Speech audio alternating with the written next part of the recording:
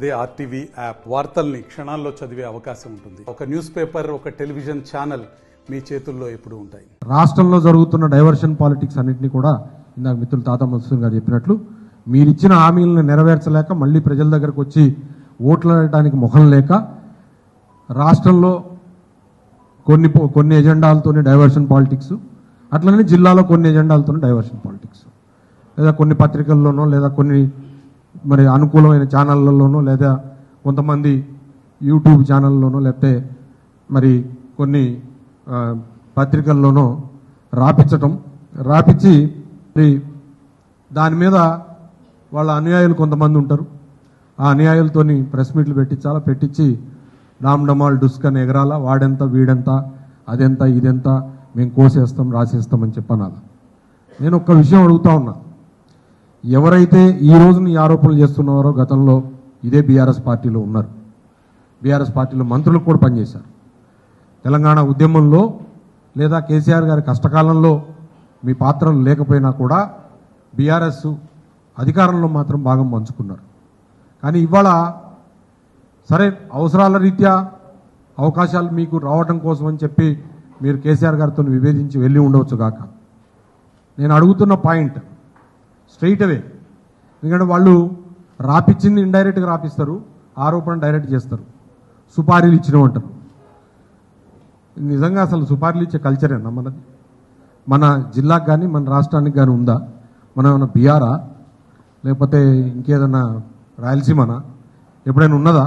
గతంలో ఒక టైం ఉండే 80s బిఫోర్ వామపక్షాలకి కాంగ్రెస్ పార్టీలకి లేదా ఉన్నప్పుడు ఉన్న టెన్షన్స్లో అప్పుడు జరుగుతుండే. అది పార్టీ కార్యకర్తల కోసం ప్రాణత్యాగం చేసిన కొంతమంది కోసం మళ్ళీ తిరిగి దాడులు. కానీ దాన్ని కూడా ఒక శాంతియుతమైన మార్గంలోకి తీసుకొచ్చిన నాయకత్వం అడుగుజాడల్లో నడుస్తున్నాం మేము. అక్కడి నుంచి ఖమ్మం జిల్లాని అభివృద్ధి పదంలో నడపడం కోసం ప్రయత్నం చేసిన నాయకత్వం అడుగుజాడల్లోనే మేము నడుస్తున్నాం తప్పితే ఎన్నడూ ఎవరి జోలికి పోయిన వాళ్ళం కాదు. అందులో ఇంకొకటి ఏంటంటే ఆ అల్లిన కథలో ఎంత ఘోరం అంటే దారుణమైంది. అద్భుతమైన ఆదరణ ఆయనకు వస్తున్నప్పుడు, ఆ ఆదరణ వస్తున్నప్పుడు ఎవరైనా ఆయన మీద దాడి చేస్తే దాడి చేసినోడికి సింపతి వస్తుందా? దాడి చేయించినోడికి సింపతి వస్తుంది? ఎవడు ఓడిపోతాడు? దాడి చేయించుకున్నోడు ఓడిపోతాడా? దాడి చేసినోడు ఓడిపోతాడా? కొంచెం రాసేటప్పుడైనా స్క్రీన్ ప్లే స్క్రిప్ట్ చూసుకునేది ఉండే. కొంచెం మీరు కూడా ఒకసారి ఆలోచన చేయాలా. వ్యక్తిత్వ హననం అంటే క్యారెక్టర్ అసాసినేషన్ ఏ మేరకు చేస్తారు? గత ఎన్నికల్లో కూడా అంతే అనేక ఆరోపణలు, పిచ్చి ఆరోపణలు చేసి లేదా అసత్య ఆరోపణలు చేసి హిట్లర్ గారి కౌన్సిల్లో మినిస్టర్గా ఉన్న గోబెల్స్ను మించిపోయారు. ఇంకా ఆ పరంపర నడుస్తూనే ఉంది. ఇప్పుడు నామనాగేశ్వరరావు గారు నిలబడితే ఎక్కడైనా వచ్చిన మెజారిటీలు తగ్గుతాయేమో కాబట్టి దీన్ని డైవర్షన్ చేయాలా, డైవర్షన్ పాలిటిక్స్ చేయాలా.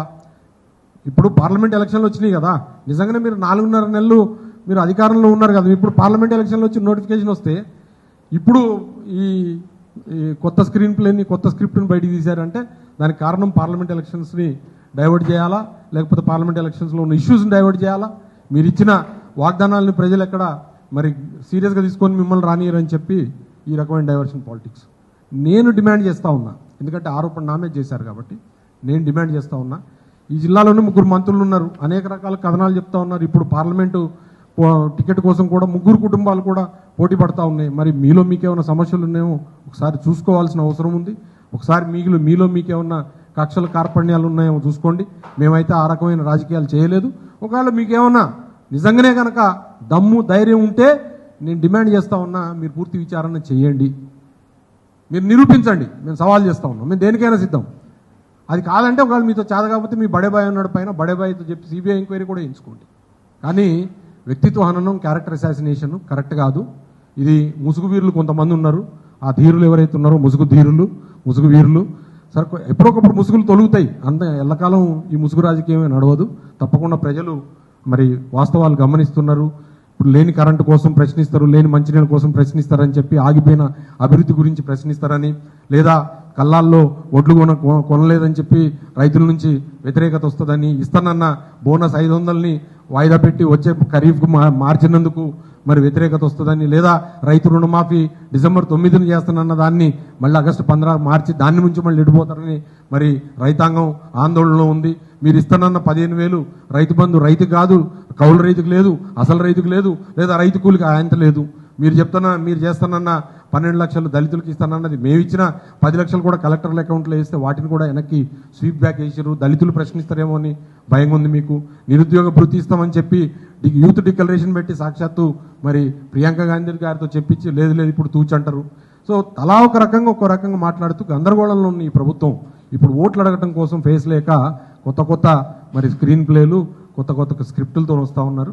కాబట్టి వీటిని ఈ ఆరోపణలను తీవ్రంగా ఖండిస్తూ ఇది నథింగ్ బట్ స్టేట్ లెవెల్లో మా నాయకుల మీద లేదా జిల్లా లెవెల్లో నా మీద కానీ జరుగుతున్న ఈ క్యారెక్టర్ అసాసినేషన్, వ్యక్తిత్వ హననాన్ని నేను తీవ్రంగా ఖండిస్తా ఉన్నా. అట్లనే మళ్ళీ ఈ విషయం కూడా మీ దృష్టిలోకి తీసుకురావాలి. నామా నాగేశ్వరరావు గారికి ఈ పార్లమెంట్ ఎన్నికలు 4.5 నెలల్లోనే మంచి వాతావరణం వచ్చింది. నామా నాగేశ్వరరావు గారు గెలిచే వాతావరణం ఉంది కాబట్టి అందున ఖమ్మం నియోజకవర్గంలో కూడా వాళ్ళకు వస్తున్న సర్వేలు కానీ సర్వే రిపోర్ట్లు కానీ అటు కాంగ్రెస్ పార్టీకి కానీ లేకపోతే ఇటు మాకు వస్తున్నాయి కూడా ఏంటంటే తిరగబడిపోయింది. దాంతో ఇక్కడ ఆ వచ్చిన మెజారిటీలు తగ్గితే దానికి మళ్ళీ రేపు ఏం చెప్పుకోవాలనే దానికి సమాధానం ఎదుర్కోలేక ఏదో ఒక మరి ఇష్యూని ఎంచుకొని వారికి రావాల్సిన ఓట్లను తగ్గించడం కోసం చేసే కుట్రల్లో భాగంగానే ఈ డైవర్షన్ పాలిటిక్స్ అని చెప్పి మేము తెలియజేస్తూ దీన్ని తీవ్రంగా ఖండిస్తూ నాకు ఇచ్చిన ఈ అవకాశానికి ధన్యవాదాలు తెలియజేస్తూ ఇప్పుడు మరిన్ని వీడియోస్ కోసం ఛానల్ ని సబ్స్క్రైబ్ చేయండి, లేటెస్ట్ అప్డేట్స్ కోసం వాట్సాప్ ఛానల్ ని ఫాలో చేయండి అండ్ లింక్ డిస్క్రిప్షన్ లో ఉంది.